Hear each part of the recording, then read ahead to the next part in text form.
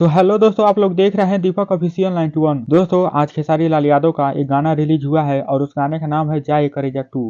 दोस्तों, वह गाना यूट्यूब पर काफ़ी धमाल मचा रहा है और 1 लाख से ज़्यादा उस गाने पर लाइक हो चुके हैं और 1 मिलियन व्यूज कंप्लीट होने वाला है। दोस्तों, इस गाने को लिखा है कृष्णा वेदर्जी जी ने। लेकिन दोस्तों, मैं आप लोग बता दूं, जो इस गाने का फर्स्ट वर्जन है, इस गाने को लिखा था महेश परदेसी ने। लेकिन जब से यह गाना रिलीज हुआ है, महेश परदेसी काफी गुस्सा हो चुके हैं, क्योंकि इस गाने में उनका कोई क्रेडिट नहीं दिया गया है। बिल्कुल सही बात है, उनको गुस्सा होना भी चाहिए, क्योंकि उनको इस गाने में क्रेडिट देना चाहिए, क्योंकि जो इसका फर्स्ट वर्जन गाना है उन्होंने ही लिखा था। और महेश परदेसी जी काफी बार बार लाइव आ रहे हैं और कृष्णा वेदर्जी जी को बोल रहे हैं ये तुमने मेरे साथ गलत किया है, अच्छा नहीं किया है। तो दोस्तों, यह बात बिल्कुल सही है, महेश परदेसी को गुस्सा होना बिल्कुल जायज है।